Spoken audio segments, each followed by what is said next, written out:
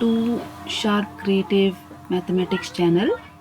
ಇಂದು ನಾವು ವಾಸ್ತವ ಸಂಖ್ಯೆಗಳ ಬಗ್ಗೆ ಮುಂದಿನ ಅಭ್ಯಾಸವನ್ನು ಮಾಡೋಣ. ಸೊ ಇವತ್ತು ನಾವು ಪ್ರಮೇಯ 1.1 ನಿಮ್ಮ ಟೆಕ್ಸ್ಟ್ ಬುಕ್ನಲ್ಲಿ ಈ ಪ್ರಮೇಯ 1.1ಕ್ಕೆ ಇನ್ನೊಂದು ಹೆಸರಿದೆ. ಅದೇನಪ್ಪ ಅಂದರೆ ಅಂಕಗಣಿತದ ಮೂಲ ಪ್ರಮೇಯ. ಅಂಕಗಣಿತದ ಮೂಲ ಪ್ರಮೇಯ. ಸೊ ಇದರಲ್ಲಿ ಏನು ವಿಶೇಷ? ನೀವು ಇನ್ನು ನೋಡಿದ್ದೀರಿ ಸಂಯುಕ್ತ ಸಂಖ್ಯೆಗಳು ಹೇಗಿರ್ತವೆ ಮತ್ತು ಅವಿಭಾಜ್ಯ ಸಂಖ್ಯೆಗಳು ಹೇಗಿರ್ತವೆ ಅನ್ನೋದು ನೀವು ನೋಡಿದ್ದೀರಿ. ಸೊ ಇದರದ್ದು ಏನು ವಿಶೇಷಪ್ಪ ಅಂತಂದರೆ, ಈಗ ಯಾವುದೇ ಒಂದು ಸಂಯುಕ್ತ ಸಂಖ್ಯೆ ನಾನು ಆಯ್ಕೆ ಮಾಡ್ಕೋತೀನಿ. ಫಾರ್ ಎಕ್ಸಾಂಪಲ್, ನಾನು ಇಂದು ತಗೊಳ್ಳೋದು 50 ಏನಿದು, ಇದು ಒಂದು ಸಂಯುಕ್ತ ಸಂಖ್ಯೆ. ಹೌದಾ? ಯಾಕೆ ಸಂಯುಕ್ತ ಸಂಖ್ಯೆ ಆಗಿದೆ ಇದು? ನೋಡಿ, ವಿಚಾರ ಮಾಡಿ. ಇದು ಎರಡಕ್ಕಿಂತ ಹೆಚ್ಚು ಅಪವರ್ತನಗಳನ್ನು ಹೊಂದಿರುತ್ತದೆ. ಇದು 1ರ ಮಗ್ಗೆಯಲ್ಲಿ ಬರುತ್ತೆ, 2ರ ಮಗ್ಗೆಯಲ್ಲಿ ಬರುತ್ತೆ, ಮತ್ತು ಇದು 5ರ ಮಗ್ಗೆಯಲ್ಲಿ ಬರುತ್ತೆ, 10ರ ಮಗ್ಗೆಯಲ್ಲಿ ಬರುತ್ತೆ, 25ರ ಮಗ್ಗೆಯಲ್ಲಿ ಬರುತ್ತೆ, ಮತ್ತು ಸ್ವತಃ ತನ್ನದೇ ಆದಂಥ ಒಂದು ಮಗ್ಗೆಯಲ್ಲಿ ಇದು ಬರುತ್ತೆ. ಸೊ ಇಷ್ಟು ಅಪವರ್ತನಗಳು ಇದು ಹೊಂದಿವೆ, ಹೌದಿಲ್ಲ? ಸೊ ಇವಾಗ ನಾವು ಈ 50ನ್ನು ಅವಿಭಾಜ್ಯ ಅಪವರ್ತನಗಳ ಗುಣಲಬ್ಧವಾಗಿ ವಿಂಗಡಣೆ ಮಾಡೋಣ. ಅದು ಹೇಗೆ ಮಾಡೋದು ನೋಡೋಣ. ನೋಡ್ರಿ, ಈಗ ಅದೇನಿರ್ತದೆ, 50 ಇರುತ್ತೆ. ಈ 50ನ್ನು ನಾನು ಏನಪ್ಪ ಅಂತಂದರೆ ಒಂದು ಇಲ್ಲಿ ಗೆರೆ ಹಾಕಿ, ಬೇಡ ನನಗೆ, ಓಕೆ, ಒಂದು 50 ಅನ್ನೋದು ಒಂದು ಇಲ್ಲಿ ಬರ್ಕೊಂಡು ನಾನೀಗ ಇದಕ್ಕೆ ಒಂದು ಅಪವರ್ತನಗಳನ್ನು ಕಂಡುಹಿಡೋಣ. ಸೊ 50ರ ಅಪವರ್ತನಗಳು ಯಾವ ಆಗ್ತವೆ ಅಂದರೆ, ಇದು 2ರ ಮಗ್ಗೆಯಲ್ಲಿ ಸ್ಟಾರ್ಟ್ ಆಗುತ್ತೆ, 2 5, 2 4 ಆಗಿದೆ, 2 ಇಲ್ಲಿ 5 ಕೊಟ್ಟಿದ್ದಾರೆ. ಸೊ 5ರಲ್ಲಿ 4 ಕಳೆದ್ರಿ ಅಂದರೆ 1 ಉಳಿತದೆ, 10 ಆಯಿತು. 2 5 10, 25 ಆಯಿತು. ಇನ್ನು ಇದು 2ರ ಮಗ್ಗೆಯಲ್ಲಿ ಹೋಗೋದಿಲ್ಲ, ಇದು ಹೋಗೋದು 5ರ ಮಗ್ಗೆಯಲ್ಲಿ. 5 5 25, ನೆಕ್ಸ್ಟು 5 1 5.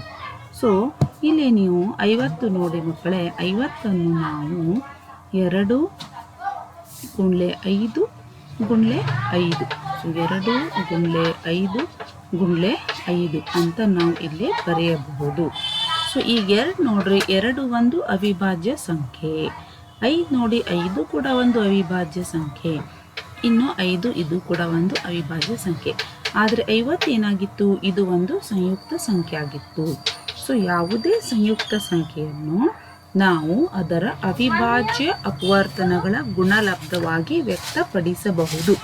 ಇದಕ್ಕೆ ಏನಂತಾರ? ಅಂಕಗಣಿತದ ಮೂಲ ಪ್ರಮೇಯ ಅಂತ ಹೇಳುತ್ತಾರೆ. ಸೊ ಯಾವುದೇ ಸಂಯುಕ್ತ ಸಂಖ್ಯೆಯನ್ನು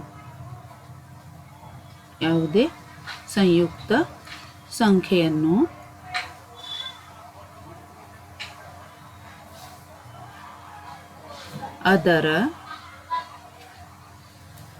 ಅವಿಭಾಜ್ಯಗಳ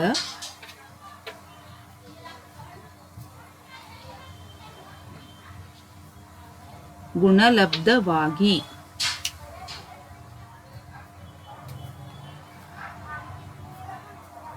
ವ್ಯಕ್ತಪಡಿಸಬಹುದು.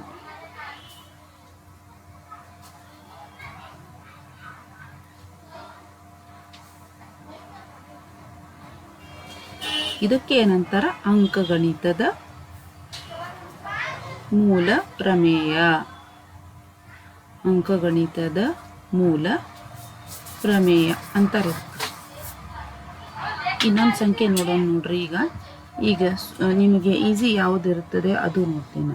ಅದೇ ಸಂಖ್ಯೆ ತಗೊಳ್ಳೋಣ ಅಂತ. ಈಗ 18 ತಗೊಳ್ರಿ. 18 ಒಂದು ಸಂಯುಕ್ತ ಸಂಖ್ಯೆ. ಇದರ ಅಪವರ್ತನಗಳು ಯಾವುವು ನೋಡಿ ಟ್ರೈ ಮಾಡೋಣ. 2 9 18, ನೆಕ್ಸ್ಟ್ 3 3 9, ನೆಕ್ಸ್ಟು 3 1 3. ಸೊ 18ಅನ್ನು ಅವಿಭಾಜ್ಯ ಅಪವರ್ತನಗಳು ಹೆಂಗೆ ನಾವು ಬರಿಬೋದು? 2 ಗುಂಡ್ಲೆ 3 ಗುಂಡ್ಲೆ 3. ನೋಡ್ರಿ, 18 ಒಂದು ಸಂಯುಕ್ತ ಸಂಖ್ಯೆ, 2 ಒಂದು ಅವಿಭಾಜ್ಯ ಸಂಖ್ಯೆ, 3 ಏನಿದೆ ಇದು ಕೂಡ 2 ಕೂಡ ಅವಿಭಾಜ್ಯ ಸಂಖ್ಯೆ.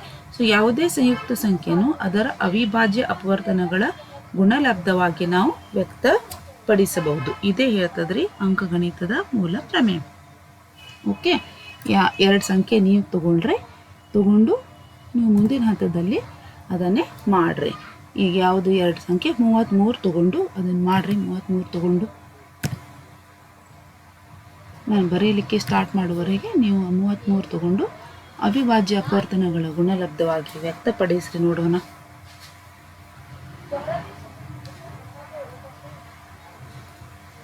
ನೋಡ್ರಿ, 33 ಇಲ್ಲಿ ಏನಾಗ್ತದೆ?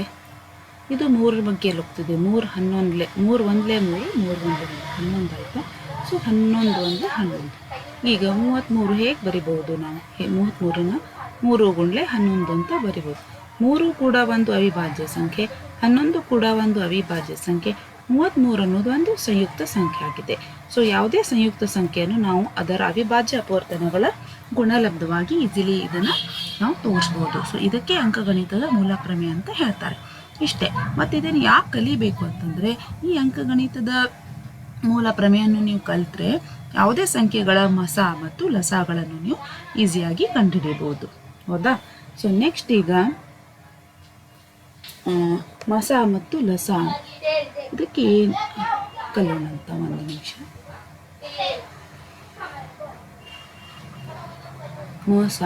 ಮಸ ಅಂದರೆ ಏನು ಮತ್ತು ಲಸ ಅಂದರೆ ಏನು? ಇವೆರಡೂ ನಿಮಗೆ ಬೇಸಿಕ್ ಗೊತ್ತಿರಬೇಕು. ಮೊದಲೇ ನಿಮಗೆ ಬೇಸಿಕ್ ಗೊತ್ತಿತ್ತಂದರೆ ನೀವು ಈಸಿಯಾಗಿ ಮುಂದಿನ ಹಂತದಲ್ಲಿ ನೀವು ಅದನ್ನು ಈಸಿಯಾಗಿ ಬಿಡಿಸ್ಲಿಕ್ಕೆ ಟ್ರೈ ಮಾಡ್ತೀರಿ. ಹೌದಲ್ಲ? ಓಕೆ, ಈಗ 2 ಸಂಖ್ಯೆ ತೋತೀನಿ ನಾನು, 18 ಮತ್ತು 45. ಇದು ದಿಪ್ಪು ತೊಗೊಂಡ್ರೆ ಒಳ್ಳೆಯದು ಕಾಣಿಸ್ತದೆ. ಸೊ ಓಕೆ, 18 ಮತ್ತು 45. ಈ 18 ಮತ್ತು 45ರ ನೀವು ಏನು ಕಂಡುಹಿಡಿಬೇಕು ಅಂದರೆ 2 ಮಸ ಮತ್ತು ಲಸ ಎರಡೂಗಳನ್ನು ನೀವು ಇಲ್ಲಿ ಕಂಡುಹಿಡಿಯಬೇಕು. ಸೊ ಹೇಗೆ ಕಂಡುಹಿಡಿಯೋದು ನೋಡೋಣ ಬರ್ರಿ. ಫಸ್ಟಿಗೆ ನಾನು ಏನು ಕಂಡುಹಿಡ್ತೀನಿ? ಮಸ ಕಂಡುಹಿಡಿತೀನಿ. ಮಸ ಕಂಡುಹಿಡಿಯಬೇಕಂದ್ರೆ ನಾನು 18 ಒಂದು ಕಡೆ ಮತ್ತು 45 ಇನ್ನೊಂದು ಕಡೆ ಬರಿತೀನಿ. ನೀವು ಹೆಂಗೆ ಬೇಕಾದರೂ ನೀವು ಮಾಡ್ಬೋದು. ನಾನು ಈ ಥರ ಮಾಡ್ತಾ ಇದ್ದೀನಿ. ಸೊ 2ರಿಂದ ಪ್ರಾರಂಭ ಮಾಡೋಣ. 2 9 18. ನೆಕ್ಸ್ಟು 3 ಮಗ್ಗೆಲಿ ಹೋಗುತ್ತಿದ್ದು 3 3 9. ಇನ್ನು 3 1 3. ಸೊ 18ರ ಅಪವರ್ತನಗಳು ಯಾವಾಗಿದೆ? 18ರ ಅಪವರ್ತನಗಳು 2 ಗುಂಡ್ಲೆ 3 ಗುಂಡ್ಲೆ 3. ಸೊ 45 ಇದು 2ರ ಮಗ್ಗೆಯಲ್ಲಿ ಹೋಗಲ್ಲ, ಇದು 3ರ ಮಗ್ಗೆ ಹೋಗ್ತದೆ. 3 1 3 4 ಇದೆ ಅಲ್ಲಿ. 3 ಹೋಯ್ತು ಅಂದರೆ 1 ಉಳಿತಾ ಇಲ್ಲ, 15 ಆಯಿತು. 3 5 15. ಇನ್ನು ಮತ್ತೆ 3 5 15 ಮತ್ತು 5 1 5. ಸೊ 45ರ ಅಪವರ್ತನಗಳು ಯಾವ್ಯಾವಾಗಿದೆ? 3 into 3 into 5. ಹೌದಾ? ಈಗ ನೋಡ್ರೆ 18ರ ಅಪವರ್ತನಗಳಲ್ಲಿ ಯಾವುದು ನಮಗೆ ಎರಡೂ ಕಡೆಯಲ್ಲಿ ಸಿಗುವಂಥ ಸಂಖ್ಯೆ ಆಗಿದೆ? 3. ಸೊ ಈ 3 ಒಂದೇ ಗುಂಪು, ಒಂದು ಗುಂಪಾಯಿತು. ನೆಕ್ಸ್ಟ್ ಇಲ್ಲಿ ಒಂದು 3 ಇದೆ, ಇಲ್ಲಿ ಒಂದು 3 ಇದೆ. ಇದು ಕೂಡ ಏನಾಯಿತು? ಒಂದೇ ಗುಂಪ ಆಯಿತು. ಸೊ 18. ಈಗ ನಮಗೇನು ಬೇಕು? ಮಸ. ಯಾವುದರ ಮಸ ನಾವು ಕಂಡುಹಿಡಿದೇವೆ ಇಲ್ಲಿ? ನಾವು 18 ಮತ್ತು 45ರ ಮಸವನ್ನು ಇಲ್ಲಿ ಕಂಡುಹಿಡಿಯಾಕತ್ತೀವಿ. ಈ 2 3 ಸೇರಿ ಒಂದು ಕಡೆ 3, ಈ 2 3 ಸೇರಿ ಒಂದೇ 3ನ್ನು ನಾವು ಇಲ್ಲಿ ತಗೋತೀವಿ. ಸೊ ಅವಾಗ 3 3 9 ಆಯಿತು. ಈ 9 ಇದರ ಮಸ. ಹೌದ್ರಿ? ಇನ್ನು ಲಸ ಕಂಡುಹಿಡಿಬೇಕಂದ್ರೆ ಇದನ್ನು ಪ್ರತ್ಯೇಕವಾಗಿ ಮಾಡೋದೇ ಬೇಕಾಗಿಲ್ಲ. ಲಸ ನೀವು ಈಸಿಯಾಗಿ ಕಂಡುಹಿಡಿಬೋದು. ಇನ್ನು ಅದನ್ನೊಂದು ತೋರಿಸ್ತೀನಿ ನೋಡ್ರಿ. ಲ ಸಾ ಅ ಹೆಂಗೆ ಕಂಡುಹಿಡಿಬೋದು? ಯಾವುದ್ರದ್ದು ಲಸ ನಾವು ಇಲ್ಲಿ ಕಂಡುಹಿಡಿಯಾಕತ್ತಿದ್ದೀವಿ? ನಾವಿಲ್ಲಿ 18 ಮತ್ತು 45ರ ಲಸ ಅವನ್ನು ಕಂಡು ಹಿಡಿಯಾಕತ್ತಿದ್ದೀವಿ. ಏನು ಕಂಡು ಹಿಡಿಯಾಕತ್ತೀವಿ? ಲ ಸಾ ಅ. ಸೊ ಲಸ ಕಂಡುಹಿಡಿಯಲಿಕ್ಕೆ ತುಂಬ ಈಸಿ. ಒಂದು ಸತಿ ಮಸ ಕಂಡು ಹಿಡ್ದಿರಪ್ಪ ಅಂದ್ರೆ ಲಸ ಕಂಡು ಹಿಡಿಯೋಕೆ ಭಾಳ ಈಸಿ. ಅದು ಹೆಂಗೆ ಈಸಿ ಅಂದರೆ ಇವು 2 3ಗಳನ್ನು ಇಲ್ಲಿ ಬರ್ಕೋಬೇಕು ಫಸ್ಟ್. ಈ 3 ಏನು ನೀವು ಮಸ ಕಂಡಿದ್ರಲ್ಲಿ 3 ಬರ್ದಿರಲ್ಲ ಅದನ್ನು ಫಸ್ಟ್ ಬರ್ಕೋಬೇಕು. ಮತ್ತು ಇಲ್ಲಿ ವಾಪಸ್ ಹೋಗಿ ನೋಡಬೇಕು ಯಾವ ಅಂಕಿಯನ್ನು ಬಿಟ್ಟಿದ್ದೀವಿ. 2ಅನ್ನು ಬಿಟ್ಟಿದ್ದೀವಿ. ಸೊ ಆ 2 ಇಲ್ಲಿ ಸೇರಿಸ್ಬೇಕು. ಇಲ್ಲಿ ಯಾವ್ದು ಬಿಟ್ಟಿದ್ದೀವಿ? 5. ಆ 5 ಕೂಡ ಇಲ್ಲಿ ಸೇರಿಸ್ಬೇಕು. ಸೊ ಇವೆಲ್ಲ ಲಸ ಕಂಡಿಡಿಯೋ ಟೈಮ್ ಯಾವ ಅಂಕಿಯನ್ನು ಕೂಡ ನಾವು ಬಿಡೋದಿಲ್ಲ. ಸೊ ನೆಕ್ಸ್ಟ್ ಈಗ 3 9 ಆಗಿದೆ. 5 2 10. ಸೊ ಇದು 9, ಇದು 10. ಸೊ 9 10 90. ಸೊ ನಮ್ಮ ಲಸ ಏನಾಯಿತು? 90. 90 ನಮ್ಮ ಲಸ ಆಯಿತು. ಸೊ ಪ್ರತಿಯೊಂದು ಇಲ್ಲಿ ಅವಿಭಾಜ್ಯ ಅಪವರ್ತನ ಗುಣಲಬ್ಧವಾಗಿ ಕಾಣಿಸುತ್ತದೆ. ಸೊ ಅತ್ಯಂತ ನಾವು 2 ಧನ ಪೂರ್ಣಾಂಕಗಳ ತಗೊಂಡಾಗ ಈಗ ನಮಗೆ ಮಸ ಮತ್ತು ಲಸಗಳನ್ನು ಅವಿಭಾಜ್ಯ ಅಪವರ್ತನಗಳ ಗುಣಲಬ್ಧವಾಗಿ ಇಲ್ಲಿ ವ್ಯಕ್ತಪಡಿಸಲಿಕ್ಕೆ ನಮಗೆ ಹೊಂದಿದೆ. ಸೊ ಇದನ್ನು ನೋಡಿಕೊಂಡು ಮುಂದಿನ ಹಂತದಲ್ಲಿ ನಾವು ಮತ್ತೆ ಕೂಡ ಏನು ಕಂಡುಹಿಡಿಬಹುದು? ನಾವು ಮತ್ತೆ ಕೂಡ ಲಸ ಮತ್ತು ಮಸಗಳನ್ನು ಇಲ್ಲಿ ಕಂಡುಹಿಡಿಯಬಹುದು.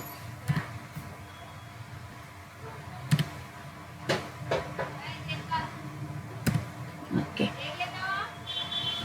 ಇನ್ನೊಂದು ಉದಾಹರಣೆ ತಗೊಳ್ರಿ. ಎರಡನೇದು 42 ಮತ್ತು 72ರ ಮಸ ಮತ್ತು ಲಸಗಳನ್ನು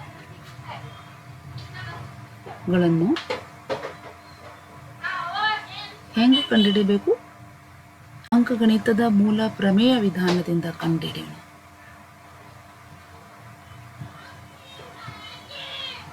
ಅಂಕಗಣಿತದ ಮೂಲ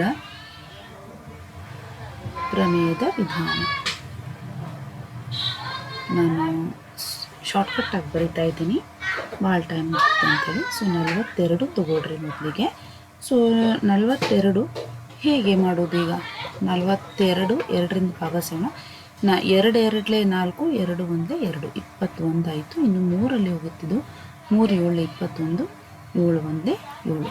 ಸೊ 42ರ ಅಪವರ್ತನಗಳು ಯಾವುವು? ಅದು 2 × 3 × 7, 42ರ ಅಪವರ್ತನಗಳು. ಇನ್ನು 72 ತಗೋಣ. 72ರ ಅಪವರ್ತನಗಳು ಯಾವ ಆಗ್ತದ?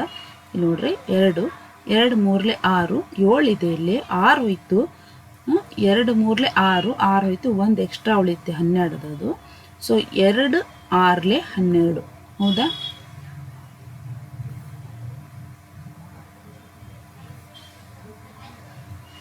ನೆಕ್ಸ್ಟ್ ಇನ್ನು ಮತ್ತೆ 2 ತಗೋರಿ. 2 1 2, 3 ಇದೆ, 2 ಹೋಯ್ತು, 1 ಉಳಿಯಿತು, 2 2 8 16. ಮತ್ತೆ 2 ತಗೋರಿ. 2 9 18, ಮತ್ತೆ 3 ತಗೋರಿ. 3 3 9, ಲಾಸ್ಟಿಗೆ 3 1 3. ಸೊ 72ರ ಅಪವರ್ತನಗಳು ಯಾವುವು? 2 × 2 × 2 × 3 × 3. ಇವು 72ರ ಅಪವರ್ತನಗಳು ಆಗಿದ್ದಾವೆ, ಹೌದಾ?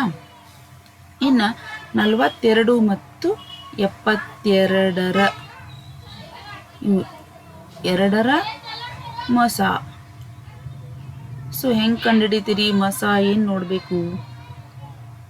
ಮಸ ನೋಡಬೇಕು ಅಂದರೆ ಏನು ಮಾಡಬೇಕು? ಮಸ ಬೇಕಂದರೆ ಆ ಸಂಖ್ಯೆ 2 ಕಡೆ ಇರಬೇಕು. ಬರೀ ಒಂದು ಕಡೆ ಇದೆ, ಇನ್ನೊಂದು ಕಡೆ ಸಂಖ್ಯೆ ಇಲ್ಲ ಅಂದರೆ ನಡೆಯೋದಿಲ್ಲ. ಈಗ ನೋಡ್ರಿ, ಆ ಸಂಖ್ಯೆ ಎಲ್ಲಿದೆ ಅಂದರೆ ಈಗ 2 ಇಲ್ಲಿದೆ, 2 ಇಲ್ಲಿದೆ, ಹೌದಾ? ಸೊ ಮಸ ಏನಾಗ್ತದೆ? 2 ಕಡೆಯಿಂದ 2 ಸೇರಿಸಿ ಒಂದು ಬಾರಿ ಮಾತ್ರ ಬರಿತೀನಿ. ಇಲ್ಲಿ 2 ಇದೆ, ಇಲ್ಲಿ ಇಲ್ಲ. ಸೊ ಅದನ್ನು ಬಿಟ್ಟು ಬಿಡಬೇಕು. ಇಲ್ಲಿ 3 ಇದೆ, ಅದೇ ಥರ ಇಲ್ಲಿ ಒಂದು 3 ಇದೆ ನೋಡಿ.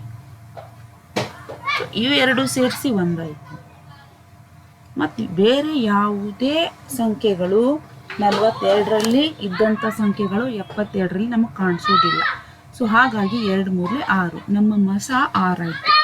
ಹೌದಾ? ಇನ್ನು 42 ಮತ್ತು 72ರ ಲಸ ಅ. ನಾ ಹೇಳಿದ್ದೀನಿ ಹಿಂದಿನ ಒಂದು ಪ್ರಶ್ನೆಯಲ್ಲಿ ಲಸ ಕಂಡುಹಿಡಿಬೇಕಂದ್ರೆ ಏನು ಮಾಡಬೇಕು, ಇವು ಮೇಲೆ 2 ಮತ್ತು 3 ಏನು ಬರ್ಕೊಂಡಿರಲ್ಲ ಅದನ್ನು ಬರ್ಕೋಬೇಕು. ಇಲ್ಲಿ ಬಿಟ್ಟು ಹೋಗಿದ್ದಂಥ ಸಂಖ್ಯೆ ಯಾವುದು 7 ಆಗಿದೆ, ಆ 7ನ್ನು ಇಲ್ಲಿ ಸೇರಿಸಿ. ಇಲ್ಲಿ ಯಾವ್ದು ಬಿಟ್ಟು ಹೋಗಿವಿ, 2 ಗುಂಡ್ಲೆ 2 ಗುಂಡ್ಲೆ 3. So into 2 into 2 into 3. ಇಲ್ಲಿ 2 ಸತಿ 2 ಅದಾವ, ಅದು 2 ತೊಗೊಂಡಿದ್ದೀವಿ. ಇಲ್ಲಿ ಬಿಟ್ಟಿದ್ದು 3, ಅದನ್ನೊಂದು ತೊಗೊಂಡಿದ್ದೀವಿ. ಸೊ ಇದನ್ನು ಗುಣಾಕಾರ ಮಾಡಿ ನೋಡ್ರಿ ಎಷ್ಟು ಬರುತ್ತೆ. ಇದನ್ನು ಗುಣಾಕಾರ ಮಾಡಿ ನೋಡಿದ್ರೆ 504 ಬರುತ್ತೆ. ನೀವು ಮಾಡಿ ನೋಡ್ರಿ ಬರ್ತೈತಿಲ್ಲ.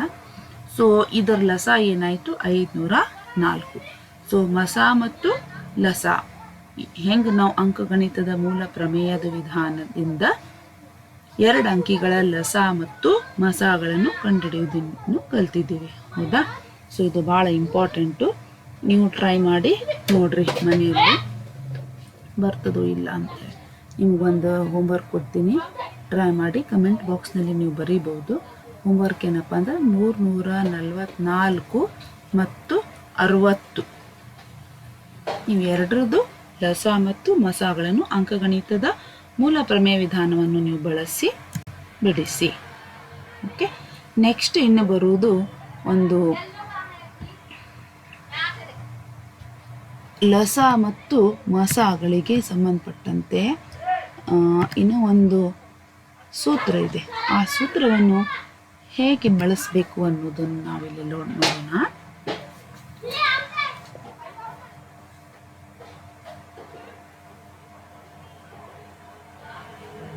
ಈಗ ಆಗಲೇ ನಾವು ನೋಡಿದ್ದೀವಿ, ಇದನ್ನು ತೋರಿಸ್ತೀನಿ ಒಂದು ನಿಮಿಷ. ಯಾವುದದು? 18 ಮತ್ತು 45.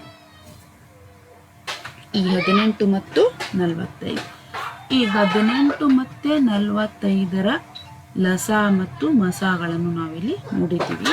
ಈಗ 18 ಮತ್ತು 45ಕ್ಕೆ, ಈ 18ಕ್ಕೆ ನಾವು ಏನಪ್ಪ ಅಂದ್ರೆ ಎ ಅಂತ ತಿಳ್ಕೊಳ್ಳೋಣ. ಈ 45ಕ್ಕೆ ಏನಪ್ಪ ಅಂತಂದರೆ ನಾವು ಬಿ ಅಂತ ತಿಳ್ಕೊಳ್ಳೋಣ. ಎ ಮತ್ತು ಬಿ ಅಂದರೆ ಯಾವುದೇ 2 ಸಂಖ್ಯೆಗೆ ನಾವು ಇಲ್ಲಿ ಒಂದು ಸಂಖ್ಯೆಗೆ ಎ, ಇನ್ನೊಂದು ಸಂಖ್ಯೆಗೆ ನಾವು ಬಿ ಅಂತ ತಿಳ್ಕೊಂಡಿದ್ದೀವಿ. ಹೌದಾ? ಸೊ ಮತ್ತೆ ಇನ್ನು ಏನು ಬರ್ತದೆ ಇಲ್ಲಿ, ಮಸ ಮತ್ತು ಲಸ. ಮಸ ಮತ್ತು ಲಸ. ಈ ಲಸಾಗೆ ನಾವು ಎಲ್ ಅಂತ ತಿಳ್ಕೊತೀವಿ, ಈ ಮಸಾಗೆ ನಾವು ಎಚ್ ಅಂತ ತಿಳ್ಕೊತೀವಿ. ಯಾಕಂದರೆ ಇಂಗ್ಲೀಷ್ನಲ್ಲಿ ಮಸ ಇದಕ್ಕೇನಂತ ಕರೀತಾರೆ ಗೊತ್ತಾ ನಿಮಗೆ? Highest common factor. ಲಸಾಗೆ ಲೀಸ್ಟ್ ಕಾಮನ್ ಮಲ್ಟಿಪಲ್ ಅಂತ ಕರೀತಾರೆ. ಹಾಗಾಗಿ ಇಲ್ಲಿ ಫಸ್ಟ್ ಬರುವಂಥ ಅಂಕಿ ಯಾವುದು? ಇದು ಅಕ್ಷರ ಎಚ್. ಅದಕ್ಕೆ ಮಸ ಆಗಿ ನಾವು ಎಚ್ ಅಂತ ತಗೋತೀವಿ. ಇಲ್ಲಿ ಫಸ್ಟ್ ಬರುವಂಥ ಅಕ್ಷರ ಯಾವುದು? ಎಲ್. ಅದಕ್ಕೆ ಲಸ ಆಗಿ ನಾವು ಎಲ್ ಅಂತ ತಗೋತೀವಿ. ಸೊ ಎಚ್ ಮತ್ತು ಎಲ್. ಇನ್ನು ಉಳಿದಿದ್ದಂಥ ಯಾವುದು? ಎ ಮತ್ತು ಬಿ. ಈಗ ಇವು 4ರಲ್ಲಿ ಏನೋ ಒಂದು ಕನೆಕ್ಷನ್ ಇದೆ ಅಂತ ಹೇಳ್ತಾರೆ. ಏನು ಕನೆಕ್ಷನ್ ಅಪ್ಪ ಅಂದರೆ, ನಾವು ಲಸ ಮತ್ತು ಮಸಗಳನ್ನ ಗುಣಾಕಾರ ಮಾಡಿದರೆ ಮತ್ತು ಇವೆರಡು ಸಂಖ್ಯೆ ಯಾವ್ದು ನಮ್ಗೆ ಕೊಟ್ಟಿರ್ತಾರಲ್ಲ ಆ 2 ಸಂಖ್ಯೆಗಳನ್ನು ನಾವು ಗುಣಾಕಾರ ಮಾಡಿದರೆ, ಲಸ ಮತ್ತು ಮಸಾಗೆ ಗುಣಾಕಾರ ಮಾಡಿದಾಗ ಬರುವಂಥ ಗುಣಲಬ್ಧವು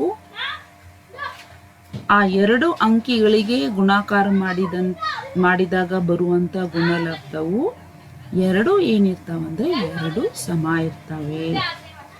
ಸೊ ನಮ್ಮ ಸೂತ್ರ ಏನು? H into L is equal to A into B ಅಂತ ನಮ್ಮ ಸೂತ್ರ. ಇದು ಭಾಳ ಇಂಪಾರ್ಟೆಂಟ್ ಸೂತ್ರ ಆಗಿದೆ ಮಕ್ಕಳು. ಈ ಸೂತ್ರದ ಮೇಲೆ ನಿಮಗೆ ಲೆಕ್ಕಗಳನ್ನು ಬಿಡಿಸಲು ಕೇಳುತ್ತಾರೆ. ಇದು ಒಂದು ಸೂತ್ರವನ್ನು ಬಳಸ್ಕೊಂಡು ನಾನು ನಿಮಗೆ ಉದಾಹರಣೆ ತೋರಿಸ್ತೀನಿ. ಈಗ ಆಲ್ರೆಡಿ ನಾವಿಲ್ಲಿ ಬಿಡಿಸಿದ್ದೀವಿ ಸೇಮ್ ಅಂಕಿ 18 ಮತ್ತು 45. ನಮಗೇನು ಬೇಕು? 18ರ ಮಸ ಎಷ್ಟು ಬಂದಿದೆ? 9. ಒಂದು ನಿಮಿಷ. ಓಕೆ, ಸೊ ಮಸ ಆಗಬೇಕಲ್ಲ, 18 ಮತ್ತು 45ರ ಮಸ ಇಲ್ಲೇ ಬರಿತೀನಿ. 18 ಮತ್ತು 45ರ ಮಸ. ಅದೇ 18 ಮತ್ತು 45ರ ಲ ಸಾ ಅ. ಓಕೆ, ಇವೆರಡನ್ನು ಗುಣಾಕಾರ ಮಾಡಬೇಕು. ಎ ಇಂಟು ಬಿ ಅಂದರೆ 18 ಮತ್ತು 45 ಕೂಡ ನಾವು ಗುಣಾಕಾರ ಮಾಡಬೇಕು. ಈಗ ಮತ್ತೊಂದು ಬೇರೆ ನಮಗೆ ಇಲ್ಲಿ ಕಲರ್ ತೋರ್ತೀನಿ ನಿಮ್ಗೆ ಈಸಿಯಾಗಿ ಐಡೆಂಟಿಫೈ ಆಗಲಿಕ್ಕೆ. ಸೊ 18ರ ಮಸ ಏನಿತ್ತು 9 ಇತ್ತು, ಮತ್ತು ಲಸ ಏನಿತ್ತು 90. ಸೊ 18ರ ಮಸ 9 ಗುಂಡ್ಲೆ ಲಸ ಏನಿದೆ 90 ಇತ್ತು. ನೋಡ್ರಿ ಇಲ್ಲಿ ನಾನು ತೋರಿಸ್ತೀನಿ. ಮಸ ಏನಿದೆ 9, ಲಸ ಏನಿದೆ 90. ಸೊ ಮಸ ಇದ್ದಲ್ಲಿ 9 ಹಾಕಿದ್ದೀನಿ, ಲಸ ಇದ್ದಲ್ಲಿ 90 ಹಾಕಿದ್ದೀನಿ. ಇವೆರಡನ್ನು ಇನ್ನು ಗುಣಾಕಾರ ಮಾಡಿ ನೋಡ್ರಿ. 9 ಎಂಬ 1 810. ಸೊ 18 ಮತ್ತು 45 ಕೂಡ ಗುಣಾಕಾರ ಮಾಡೋಣ. ಇಲ್ಲಿ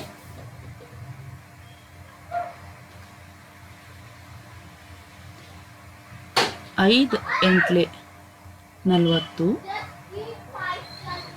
5 1 5 ಪ್ಲಸ್ 4 9 ಪ್ಲಸ್ ಚಿಹ್ನೆ ಕೊಡಿ. 4 8 32, 4 1 4 ಪ್ಲಸ್ 3 2. ಸೊ 0 0 9ರ ಗೇಟ್ ಸೇರಿಸಿದ್ರೆ 11, ಕೈಲ 1, 7 ಪ್ಲಸ್ 1 8. ನೋಡಿ ಇಲ್ಲಿ ಕೂಡ ನಾವು ಇದನ್ನು ಗುಣಾಕಾರ ಮಾಡಿದ ಮೇಲೆ 810 ಬಂತು. ಇಲ್ಲಿ ಕೂಡ 810, ಇಲ್ಲಿ ಕೂಡ 810. ಸೊ ಏನಾಯ್ತು, ಇಲ್ಲಿ ಮಸ ಅಂದರೆ ಹೆಂಗೆ ಬಳಸ್ತೀವಿ ಎಚ್, ಇಲ್ಲಿ ಲಸ ಅಂದರೆ ಹೆಂಗೆ ಬಳಸ್ತೀವಿ ಎಲ್ಲು. ಈ ಎಚ್ ಮತ್ತು ಎಲ್ ಗುಣಾಕಾರ ಮಾಡಿದಾಗ ಬರುವಂಥ ಗುಣಲಬ್ಧವು ಕೂಡ ಎ ಮತ್ತು ಬಿಗೆ ಗುಣಾಕಾರ ಮಾಡಿದಾಗ ಬರುವಂಥ ಗುಣಲಬ್ಧ ಎರಡೂ ಸಮನಾಗಿರುತ್ತೆ. ಹಾಗಾಗಿ ನಮ್ಮ ಸೂತ್ರ ಏನು ಹೇಳುತ್ತದೆ, H into L is equal to A into B ಅಂತ ಹೇಳುತ್ತೆ. ಸೊ ಈ ಸೂತ್ರ ಭಾಳ ಮುಖ್ಯವಾಗಿದೆ. ಈ ಸೂತ್ರವನ್ನು ಬಳಸ್ಕೊಂಡು ಕೆಲವೊಂದು ಉದಾಹರಣೆಗಳನ್ನು ನಾವು ಕೂಡ ಇಲ್ಲಿ ಬಿಡಿಸಬಹುದು.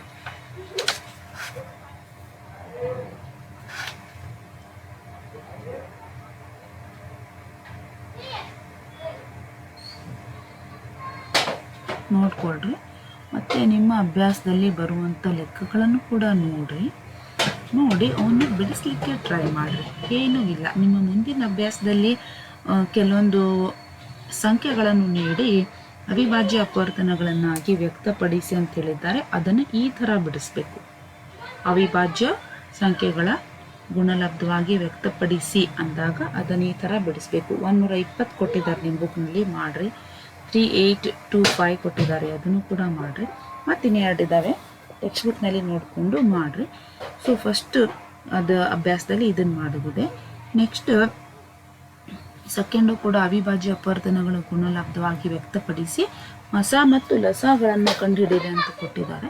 ಸೊ 2 ಅಂಕೆ ಆದರೂ ಇದೇ ಥರ ಮಾಡೋದು, 3 ಅಂಕೆ ಆದರೆ ಇದೇ ಥರ ಮಾಡೋದು. ಲಸ ಕಂಡುಹಿಡಿಯೋದು ಸೇಮ್ ಲೈಕ್ ದಿಸ್, ಈ ಥರ 2 ಅಂಕಿಗೂ ಕೂಡ ಹೀಗೆ, 3 ಅಂಕಿಗೂ ಕೂಡ ಹೀಗೆ. 3 ಅಂಕಿ ಇತ್ತಂದರೆ ಈಗ 12 15 60 30 ಕೊಟ್ಟಿದ್ದಾರೆ ಅಂತ ತಿಳ್ಕೊರಿ. 3ಗಳನ್ನು ಸೆಪ್ರೇಟಾಗಿ ಬರ್ಕೋಬೇಕು. ಈ ಥರ 3ಗಳನ್ನು ಸೆಪ್ರೇಟಾಗಿ ಬರ್ಕೊಂಡು ಮಾಡ್ಕೊಳ್ತಾ ಹೋಗಬೇಕು. 2 6 12, 2 3 6, 3 1 3. ಸೊ 12ರ ಅಪವರ್ತನಗಳು. ಮತ್ತು 3 5 15, 5 1 5. ಸೊ 15ರ ಅಪವರ್ತನಗಳು. ನೆಕ್ಸ್ಟ್ 30 ಅಂದರೆ 2 15, ನೆಕ್ಸ್ಟ್ 3 5 5 1. ಸೊ 30ರ ಅಪವರ್ತನಗಳು. ಸೊ 3 ಅಂಕಿ ಕೊಟ್ಟಂದ್ರೆ 12 15 30 3 ಅಂಕಿ ಕೊಟ್ಟಾಗ ಈ ಥರ ಮಾಡ್ಕೊತ ಹೋಗ್ಬೇಕು. ಸೊ ಇಷ್ಟು ನಿಮಗೆ ತಿಳಿದಿದೆ ಅಂತ ನಾನು ತಿಳ್ಕೊತೀನಿ.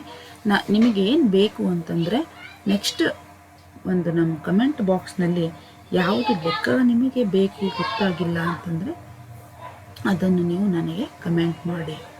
ಅಭ್ಯಾಸದ ಸಂಖ್ಯೆಯನ್ನು ಹೇಳಿ, ಲೆಕ್ಕದ ಸಂಖ್ಯೆಯನ್ನು ಹೇಳಿ ನನಗೆ ಕಮೆಂಟ್ ಮಾಡಿ, ನಾನು ಬಿಡಿಸ್ಲಿಕ್ಕೆ ಟ್ರೈ ಮಾಡ್ತೀನಿ. ಇದನ್ನು ಬಿಟ್ಟಿದ್ರೆ ಮಿಕ್ಕಿ ನಿಮಗೆ ಇಲ್ಲಿ ಈ ಚಾಪ್ಟರ್ನಲ್ಲಿ ಏನೂ ಎಕ್ಸ್ಟ್ರಾ ಇಲ್ಲ. ನೆಕ್ಸ್ಟ್ ಹಂತದಲ್ಲಿ H into L is equal to A into B, ಇದನ್ನು ಹೇಗೆ ನಾವು ಬಳಸ್ಕೊಂಡು ಲೆಕ್ಕವನ್ನು ಬಿಡಿಸಬೇಕು ಅನ್ನೋದನ್ನು ಇಲ್ಲಿ ಹೇಳಿದ್ದಾರೆ.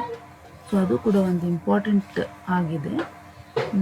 ಒಂದು ಲೆಕ್ಕ ಬೇಕಾದರೆ ನಾನು ನಿಮಗಿಲ್ಲಿ ತಿಳಿಸ್ಬೋದು. ಅದಕ್ಕಿಂತ ಮುಂಚೆ ಒಂದು ಸೂತ್ರವನ್ನು ತಗೊಂಡು ಹೇಗೆ ಇದು ಚೇಂಜ್ ಆಗುತ್ತೆ ಸೂತ್ರ ಅದು ನಿಮಗೆ ಬರಬೇಕು.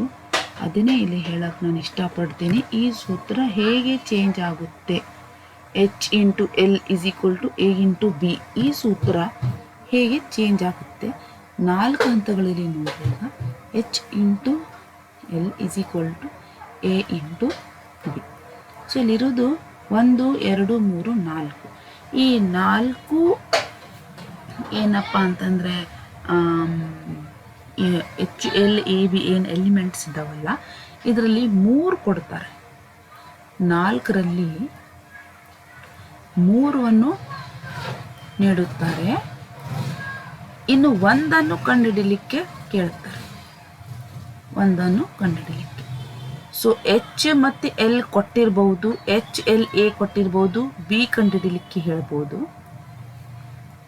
ಓಕೆ, ಸೊ ಬಿ ಕಂಡುಹಿಡಿಯಲಿಕ್ಕೆ ಹೇಳಿದಾಗ ಏನಾಗುತ್ತೆ ನೋಡಿ, ಇದು ಬಿ ಕೆಳಗಡೆ ಬರುತ್ತೆ ಸೈಡಿಗೆ, B is equal to B ಜೊತೆ ಇದ್ದಿದ್ದನ್ನು ಕೆಳಗಡೆ ಇಳಿಯುತ್ತೆ ಎ. ನಿಮಿಷ, small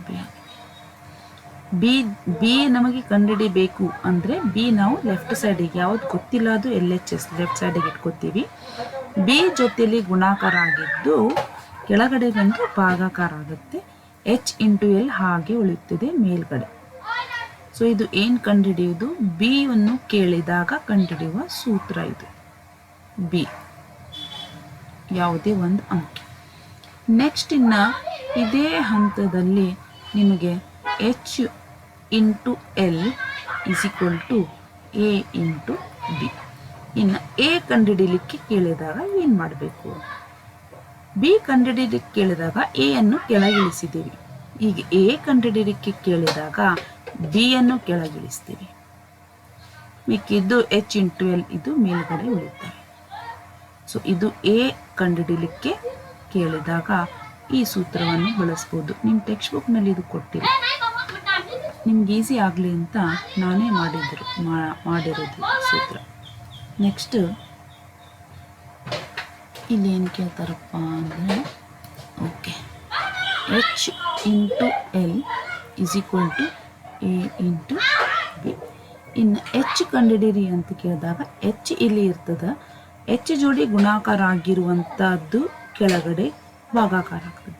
ಉಳಿತೇನು A into B. So A into B ಮೇಲೆ ಆ್ಯಸ್ ಇಟ್ ಈಸ್ ಉಳಿತವೆ. H ಕಂಡುಹಿಡಿಯಲಿಕ್ಕೆ ಕೇಳಿದಾಗ ಬಳಸುವಂಥ ಸೂತ್ರ ಇದು. ಇನ್ನು ಸೇಮ್ ಸೂತ್ರ ಇನ್ನೇನು ಉಳಿತು ಕೇಳಲಿಕ್ಕೆ, ಇನ್ನು ಕೇಳಲಿಕ್ಕೆ ನಮ್ಮ ಹತ್ರ ಉಳಿದಿದ್ದು L. So H into L is equal to A into B. ಇನ್ನು ಇದು H ಕಂಡುಹಿಡಿಯಲಿಕ್ಕೆ ಕೇಳಿದಾಗ ಮಾಡಿರೋದು. ಇನ್ನು ಎಲ್ ಕಂಡುಹಿಡಿಯಲಿಕ್ಕೆ ಕೇಳಿದಾಗ ಏನಾಗ್ತದೆ, ಎಲ್ ಲೆಫ್ಟ್ ಹ್ಯಾಂಡಿಗೆ ಬರುತ್ತೆ. ಎಲ್ ಜೊತೆ ಇದ್ದಂಥದ್ದು ಕೆಳಗಡೆ ಇಳಿಯುತ್ತೆ H. ಎ ಇಂಟು ಬಿ ಹಾಗೇನೆ ಉಳಿಯುತ್ತೆ ಮೇಲ್ಗಡೆ A into B. So L ಕಂಡುಹಿಡಿಯಿರಿ ಅಂದರೆ ಎಲ್ ಅಂದರೆ ಏನು, ಲಸ ಅ. ಇದು ಲಸವನ್ನು ಕಂಡುಹಿಡಿಯಲಿಕ್ಕೆ ಕೇಳಿದಾಗ ಈ ಸೂತ್ರ ಬಳಸಬೇಕು. ಮಸವನ್ನು ಕಂಡುಹಿಡಿಯಲಿಕ್ಕೆ ಕೇಳಿದಾಗ ಈ ಸೂತ್ರವನ್ನು ಬಿಡಿಸಬೇಕು. ಯಾವುದೇ ಒಂದು ಅಂಕಿ ಅಲ್ಲಿ ಕೊಟ್ಟಂಥ ಯಾವುದೇ ಒಂದು ಅಂಕಿಯನ್ನು ಕೇಳಿದಾಗ ಈ ಸೂತ್ರವನ್ನು ಬಳಸಬೇಕು. ಸೊ ಈ ಥರ ನೀವು ಮಾಡ್ಕೊಂಡಿರಪ್ಪ ಅಂದರೆ ನಿಮಗೆ ಈಸಿಯಾಗಿ ಯಾವ ಲೆಕ್ಕನೂ ಮಾಡಲಿಕ್ಕೆ ಡಿಫಿಕಲ್ಟಿ ಆಗೋದಿಲ್ಲ. ಈಗ ಒಂದು ಲೆಕ್ಕ ನಿಮಗೆ ತೋರಿಸ್ಬಿಡ್ತೀನಿ, ಯಾವ ಥರ ಮಾಡಬೇಕು ಅನ್ನೋದು ನೀವು ತಿಳ್ಕೊಂಡ್ರೆ ಅಂದ್ರೆ ಮುಂದಿನ ಹಂತದಲ್ಲಿ ಏನಪ್ಪ ಅಂದರೆ ನಾನು ಹೇಳೋದು ಬೇಕಾಗಿಲ್ಲ, ನೀವು ಸ್ವಂತ ಮಾಡ್ಬೋದು. ಈಗ ಯಾವುದೋ ಒಂದು ಲೆಕ್ಕ ನಾವು ಇಲ್ಲಿ ಬಿಡಿಸಿದ್ದೀವಿ ನೋಡಿರಿ. ಹಾಂ,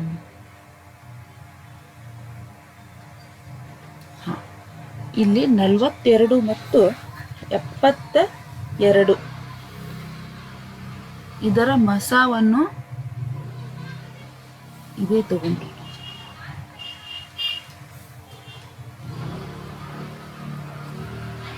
ನಲವತ್ತೆರಡು ಮತ್ತು 72ರ ಮಸವನ್ನು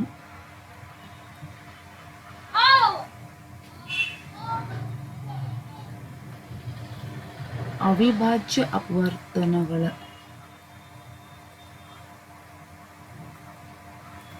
ಅವಿಭಾಜ್ಯ ಅಪವರ್ತನಗಳ ವಿಧಾನದಿಂದ ಕಂಡುಹಿಡಿದು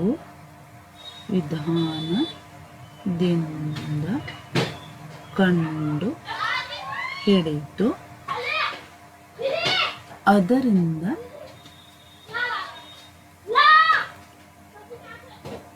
ಅವುಗಳ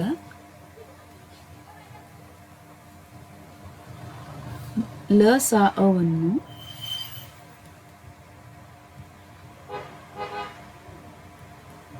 ಕಂಡು ಹಿಡಿಯಿರಿ. ನೋಡ್ರಿ, ಲಸಾಅವನ್ನು ಕಂಡು ಹಿಡಿಯಿರಿ ಅಂತ ಹೇಳ್ತಾ ಇದ್ದಾರೆ. ಸೊಲ್ಯೂಷನ್ನಲ್ಲಿ ನೋಡೋಣ ಏನಾಗುತ್ತೆ, ಏನೇನು ಚೇಂಜ್ ಆಗ್ತದೆ, ಇಲ್ಲಿ ಹೆಂಗೆ ಚೇಂಜ್ ಆಗುತ್ತೆ ಅದನ್ನು ಕೂಡ ಇಲ್ಲಿ ನೋಡೋಣ. ಸೊ ಓಕೆ, ಈಗ ನಮಗೆ ಏನು ಕೊಟ್ಟಿದ್ದಾರೆ ಇಲ್ಲಿ 42 ಕೊಟ್ಟಿದ್ದಾರೆ. 42 ಮತ್ತು 72ರ ಮಸಾಅ ಇದನ್ನು ಮೊದಲು ನಾವು ಈಗ ಕಂಡು ಹಿಡಿಬೇಕು. ಸೊ 42 ಮತ್ತು 72ರ ಮಸಾಅ ಹೆಂಗೆ ಕಂಡು ಹಿಡಿಯೋದು, ಆಲ್ರೆಡಿ ಇಲ್ಲಿ ಮಾಡಿದ್ದೀವಿ ನಾನು. ನೋಡ್ರಿ, 42 ಮತ್ತು 72ರ ಮಸಾಅ ಈ ಥರ ನಾವು ಅವಿಭಾಜ್ಯ ಅಪವರ್ತನಗಳ ವಿಧಾನದಿಂದನೇ ಇದನ್ನು ಮಾಡಿದ್ದದ. ಸೇಮ್ ಅದು ಅಂಕಗಣಿತದ ಮೂಲ ಪ್ರಮೇಯ ಅದನ್ನೇ ಹೇಳುತ್ತದಲ್ಲ. ಸೊ ಈ ಥರ ಮಾಡ್ಕೊಂಡ್ಬಿಟ್ಟಾಗ ನಾವು ಮಾಡೋಣ ಮಾತ್ರ. ಸೊ 2 2 4, 2 1 2, ಇನ್ನು 3 7 21, ಇನ್ನು 7 1 7. ಈಗ ಇದನ್ನೇ ಮಾಡಬೇಕಂದ್ರೆ 2 3 6 ಒಂದು ಕೈಲ ಉಳಿತದೆ, 2 6 12, 2 1 2 ಒಂದು ಕೈಲ ಉಳಿತದೆ, 2 8 16, 2 9 18, 3 3 9, 3 1 3. ಸೊ 42ರ ಅಪವರ್ತನಗಳು 2 × 3 × 7. 72ರ ಅಪವರ್ತನಗಳು 2 × 2 × 2 × 3 × 3. ಸೊ ಎರಡು ಕಡೆ ಇದ್ದಂಥ ಅಂಕಿನ ಮಾತ್ರ ತಗೋಬೇಕಂತ ಹೇಳೀನಿ. ಸೊ ಮಸಾಅ ಯಾವುಗಳ ಮಸಾಅ 42 ಮತ್ತು 72ರ ಮಸಾಅ. ಸೊ ಎರಡು ಕಡೆ 2 ಇದೆ, 2 ಇಲ್ಲಿ ಬರಿತೀನಿ. ಇಲ್ಲೊಂದು 3 ಇದೆ, ಇಲ್ಲೊಂದು 3 ಇದೆ. ಸೊ ಎರಡು ಕಡೆ ಇದ್ದಂತೆ ಬರಿತೀನಿ. ಸೊ 2 3 ನಮ್ಮ ಮಸಾಅ 6 ಸಿಕ್ತು. ಅದೇ ಥರ ಇಲ್ಲಿ ಆಲ್ರೆಡಿ ನಾವು ಮಾಡಿದ್ದೀವಿ, ಅದನ್ನು ತೊಗೊಂಡ್ಬಿಡೋಣ. 6 ಸಿಕ್ಕಿದೆ ಮಸಾಅ. ಸೊ ಲಸ ಎಷ್ಟು 504 ಸಿಕ್ಕಿದೆ. ಬಟ್ ಇದನ್ನು ನಾವು ಈಗ ಕಂಡುಹಿಡಿಯಬೇಕಾಗಿದೆ, ಅಲ್ಲಿ ಕೊಟ್ಟಿಲ್ಲ ಅವರು. ಸೊ ಈಗ ಲಸ ನಮಗೆ ಮಸಾ 6 ಸಿಕ್ಕಿದೆ. ಸೊ ಮಸಾವನ್ನು ಅವಿಭಾಜ್ಯ ಅಪವರ್ತನ ವಿಧಾನದಿಂದ ಕಂಡುಹಿಡಿಯಿರಿ ಅಂತ ಹೇಳಿದರು. ಸೊ ಮಸಾವನ್ನು ನಾವು ಅವಿಭಾಜ್ಯ ಅಪವರ್ತನ ವಿಧಾನದಿಂದ ಕಂಡುಹಿಡಿದು ಆಗಿದೆ. ಇನ್ನು ಲಸವನ್ನು ನಾವು ಈಗ ಕಂಡುಹಿಡಿಬೇಕು. ಹೆಂಗೆ ಕಂಡುಹಿಡಿಬೇಕಂದ್ರೆ ಬೇರೆ ನಾನು ಬಳಸ್ತೀನಿ, ನಿಮಗೆ just ಕಾಣಿಸ್ತೀನಿ. H × L = A × B ನಮ್ಮ ಸೂತ್ರ ಆಗಿದೆ. ಸೊ ಈ ಸೂತ್ರವನ್ನು ನಾವು ತಗೊಂಡಾಗ ಇಲ್ಲಿ ಏನು ಮಾಡಬೇಕು, H ಅಂದರೆ ಏನು, H ಅಂದರೆ ಮಸಾ. ಸೊ ಮಸಾ ನಮ್ಮ ಹತ್ರ ಇದೆ. ಮಸಾ ಗುಂಡ್ಲೆ ಲಸ = A × B. ಸೊ ಮಸಾ ನಮ್ಮ ಹತ್ರ ಇದೆ. ಲಸ ಕಂಡುಹಿಡಿಲಿಕ್ಕೆ ನಮಗಿಲ್ಲಿ ಹೇಳ್ತಾ ಇದ್ದಾರೆ. ಸೊ ಅದಕ್ಕೆ ಯಾವ ಸೂತ್ರ ಬಳಸಬೇಕು, ಲಸ ಕಂಡುಹಿಡಿಬೇಕು ಅಂದರೆ ಈ ಸೂತ್ರ ಬಳಸಬೇಕು. L = A × B/H. So L = A × B /H. So A × B ಅಂದರೆ ಯಾವುದು, ಇವೆರಡು ಸಂಖ್ಯೆ. ಇದು ಒಂದು ಕೊಟ್ಟಿದ್ದು A, ಇದು B. ಸೊ A × B ಅಂದರೆ 42 × 72 /H ಅಂದರೆ ಏನು, H ಅಂದರೆ ಮಸಾ. So /R. ನೋಡಿ ಈಗ ಯಾವುದು ಕಡಿತು ಹೋಗುತ್ತೆ ನೋಡಿ. 6 ಮಧ್ಯೆಯಲ್ಲಿ 6 1 6, 6 1 6, ಇಲ್ಲಿ 7 ಇದೆ. ಸೊ ಒಂದು ಎಕ್ಸ್ಟ್ರಾ ಉಳಿತದೆ, 12 ಆಯಿತು. 6 2 12. ಸೊ 42 × 12. ನೀವು ಮೊಬೈಲ್ ಫೋನ್ ತೊಗೊಳ್ರಿ ಅಥವಾ ಕ್ಯಾಲ್ಕುಲೇಟರ್ ತೊಗೊಂಡು ಗುಣಾಕಾರ ಮಾಡಿ ನೋಡ್ರಿ. ನಿಮಗೆ ಬರುವುದಿಲ್ಲ ಅಂದರೆ ಇಲ್ಲೇ ನಾನು ಗುಣಾಕಾರ ಮಾಡ್ತಾ ಇದ್ದೀನಿ ನೋಡ್ರಿ ಹೆಂಗೆ ಮಾಡ್ತೀವಿ. 2 2 4, 2 4 8 ಪ್ಲಸ್ ಕೊಡ್ರಿ. ಒಂದಿದೆ, 1 2 2, 1 4 4. ಇನ್ನು ಕೂಡಿಸ್ರಿ, 4 4, 8 + 2 10, 0 ಇಲ್ಲಿ ಕೈಲ ಒಂದು 4 + 1 5. ಸೊ ಇದು ನಮಗೆ ಬೇಕಾದಂಥ ಎಲ್. ಈಗ ನಾವು ಮಾಡಿದ್ದೇ ಅದನ್ನು ತೋರಿಸ್ತೀನಿ ನಿಮ್ಗೆ, ಅದೇ ಬಂದೈತಿಲ್ಲ ನೋಡ್ರಿ. ಲಸ ಎಲ್ ಅಂದರೆ ಲಸ 504 ಬಂದೈತಿಲ್ಲ. ಹಾಂ, ಈಗ ನಾವು ಸೂತ್ರವನ್ನು ಬಳಸಿ ಮಾಡಿದಾಗ ಎಲ್ಲಿದ್ದು ಉತ್ತರ ಏನು ಇದು ಬಂತು, ಆನ್ಸರ್ 504. ಸೊ ಈ ಥರ ನೀವು ಯಾವುದೇ ಎಲ್ ಕೇಳಿದಾಗ ಅಷ್ಟೇ ನಾವು ಮಾಡಿದ್ದೀವಿ. ನೀವು ಎಚ್ ಕೇಳಿದ್ದು ಮಾಡ್ಬೋದು, ಎ ಕೇಳಿದ್ರು ಮಾಡ್ಬೋದು, ಬಿ ಕೇಳಿದ್ರು ಮಾಡ್ಬೋದು. ಈ ಸೂತ್ರವನ್ನು ನೀವು ಇದರಲ್ಲಿ ಬರೆದಿಟ್ಕೊಂಡ್ರೆ ನಿಮಗೆ ಯಾವುದು ಕೇಳಿದ್ರು ನೀವು ಈಸಿಯಾಗಿ ಮಾಡ್ಬೋದು. ಸೊ ಇದು ಬಿಟ್ಟು ಇದರಲ್ಲಿ ಈ ಅಭ್ಯಾಸದಲ್ಲಿ ಏನೂ ಇಲ್ಲ. ನಮ್ಮ ಮುಂದಿನ ಒಂದು ಅಭ್ಯಾಸದಲ್ಲಿ ಅವಿಭಾಜ್ಯ ಸಂಖ್ಯೆಗಳು ಹೇಗೆ ಅಭಾಗಲಬ್ಧ ಸಂಖ್ಯೆಗಳನ್ನು ಸಾಧಿಸುವುದು ನೋಡೋಣ. ಓಕೆ, ಸೊ ಅಲ್ಲಿವರೆಗೆ ವಿಡಿಯೋವನ್ನು ಲೈಕ್ ಮಾಡಿ, ಸಬ್ಸ್ಕ್ರೈಬ್ ಮಾಡಿ, ನಿಮ್ಮ ಗೆಳೆಯರಲ್ಲಿ ಹಂಚ್ಕೊಳ್ರಿ. ಅದು ಈಸಿಯಾಗಿ ಎಲ್ಲರಿಗೂ ಅವೈಲೇಬಲ್ ಆಗುತ್ತೆ, ಎಲ್ಲರೂ ಕಲಿತಾರೆ. Okay, thank you, bye, good night.